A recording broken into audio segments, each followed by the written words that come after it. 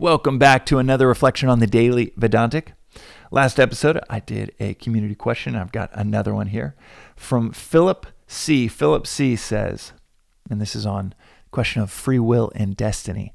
And this is such a massive topic within various schools of philosophy and has been for thousands of years.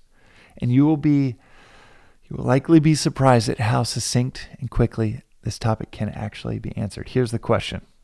If the self is beyond doership, so the capital S self, reality, truth, Brahman. Brahman is Sanskrit for the vast, the eternal. It's colloquialized as God, but think of it like the vast. If the self is beyond doership, does free will exist at all?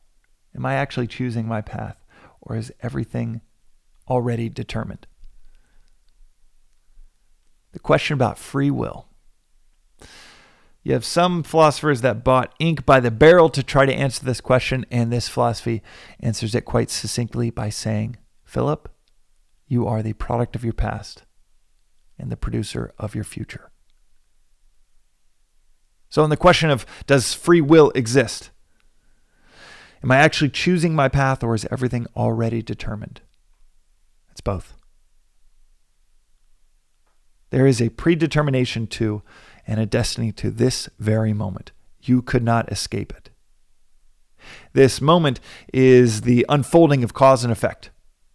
Karma is just cause and effect. And every Eastern philosophy has this concept of karma in it, cause and effect. Every Western philosophy has it as well, of cause and effect. They don't call it karma, and it doesn't have as much of a strict lineage of cause, effect in a linear fashion. It's more like your karma might be eternal damnation in a pit of fire.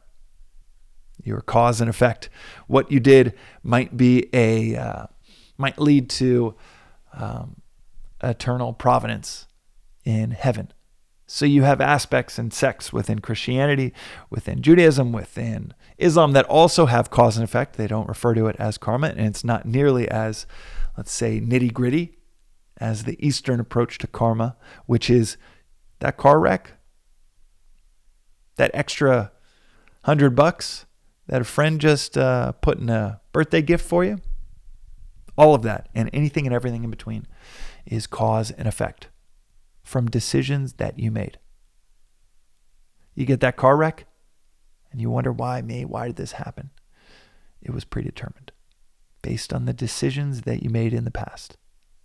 It could not be escaped. You listening to this episode, wherever you are, you could not escape it if you tried. Inescapable grip of cause and effect. But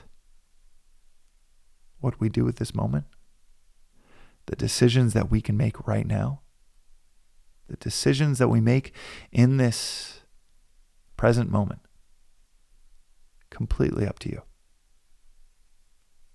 You could choose to correct a path that you might have previously been on. You could choose to rectify a wrong. Swami will call that reverse karma. Just get rid of some of the bad karma that you might have accrued. You could instantly wake up. It's said that with the Gita, the Bhagavad Gita, if you can understand one verse of this very cryptic, topsy-turvy, head-turning, 30-minute poem, if you can understand one verse, then you're instantly realized. Instantly. And that understanding is a choice. The obfuscation, the choice to not understand, the choice to not reflect, the choice to not see clearly is a choice that this philosophy says we make every moment of every day that we're in this relative existence.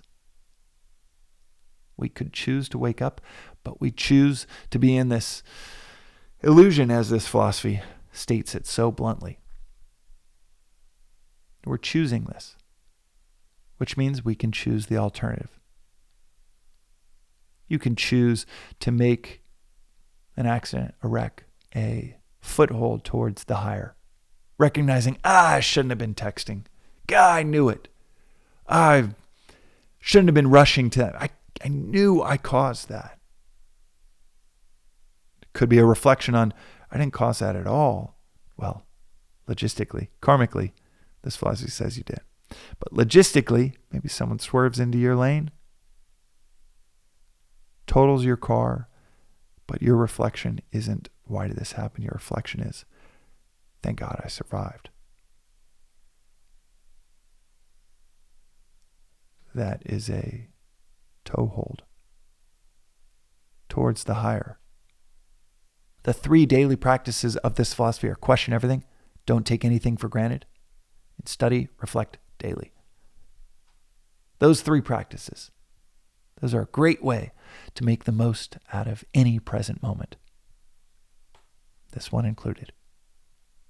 Question everything that's being said by this speaker, by the boss that's given you that incentive, that career that is telling you, these golden handcuffs are worth it. That might be completely antithetical to what you're really wired for.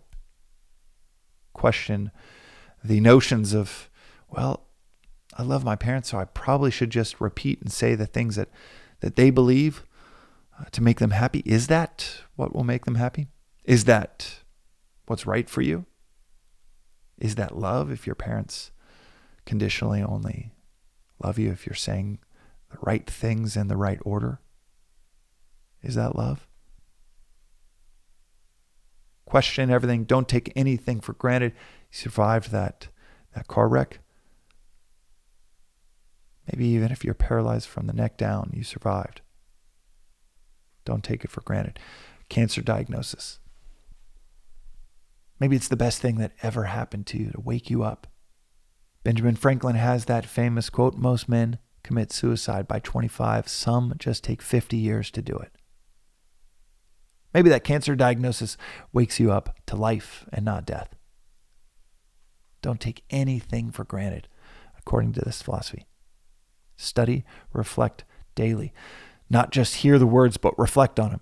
This very moment might be a pause of the audio for you to reflect on one nugget that might have spoke to you, might have resonated with you more than another, and there's a few moments of reflection on it.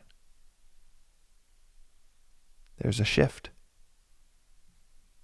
a change. That's your free will in action. Determining, yes, the cause and effect of what will unfold on the other side, but succinctly put, you are a product of your past, but you are a producer of your future. This philosophy is not big on victimhood. It's also not big on heroism outside of ourselves. You make yourself, you mar yourself. You are the author of your fortune. You are the author of your misfortune. It can be heavy when you're in the midst of misfortune, but man, is that empowering when you know you can be the author of your fortune. There is nothing in this world that has predetermined every aspect of your existence. Right now is a moment where you can change it all.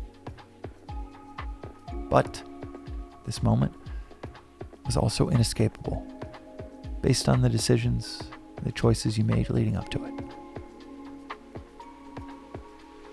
It's destiny. But it's also destiny for you to have this choice to change what happens next. And that is today's reflection on the Daily Vedantic. I hope that answers your question, Philip. I'll see you next time.